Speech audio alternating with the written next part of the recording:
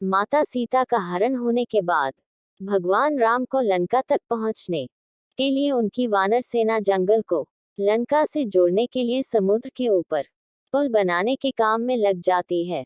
पुल बनाने के लिए पत्थर पर भगवान श्री राम का नाम लिखकर पूरी सेना समुद्र में पत्थर डालती है।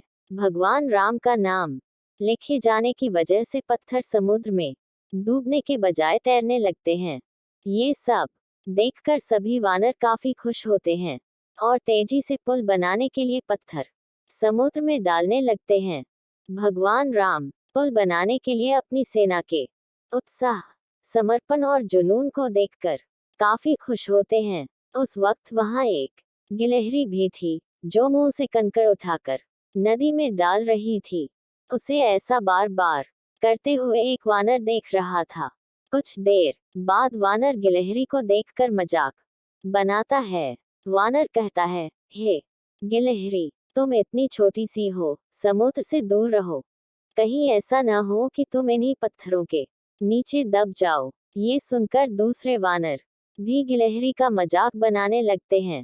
गिलहरी यह सब सुनकर बहुत दुखी हो जाती है। भगवान राम भी दूर से ये सब देखते हैं। गिलहरी की नजर जैसे ही भगवान राम पर पड़ती है, वो रोते रोते भगवान राम के समीप पहुंच जाती है। परेशान गिलहरी श्री राम से सभी वानरों की शिकायत करती है।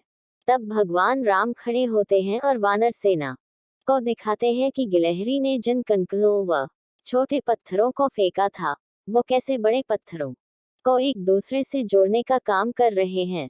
भगवान राम कहते हैं, अगर गिलहरी इन कंकड़ों को नहीं डालती तो तुम्हारे द्वारा फेंके गए सारे पत्थर इधर उधर बिखरे रहते।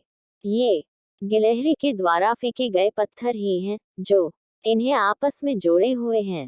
पुल बनाने के लिए गिलहरी का योगदान भी वानर सेना के सदस्यों जैसा ही अमूल्य है। इतना सब कहकर भगवान राम बड़े ही प्यार से गिलहरी को अपने हाथों से उठाते हैं। फिर गिलहरी के कार्य की सराहना करते हुए श्री राम उसकी पीठ पर बड़े ही प्यार से हाथ फेरने लगते हैं। भगवान के हाथ फेरते ही गिलहरी के छोटे से शरीर पर उनकी उंगलियों के निशान बन जाते हैं।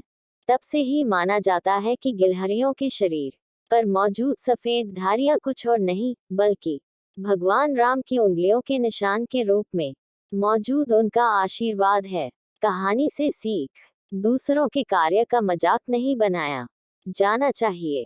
कार्य में किसी भी तरह का योगदान महत्वपूर्ण होता है। साथ ही दूसरों द्वारा मजाक बनाए जाने के बावजूद आपको अपना आत्मविश्वास नहीं खोना चाहिए। अगर आपको ये वीडियो अच्छा लगे तो एक लाइक कर देना, सब्सक्राइब कर देना और घंटी का बटन दबा देना।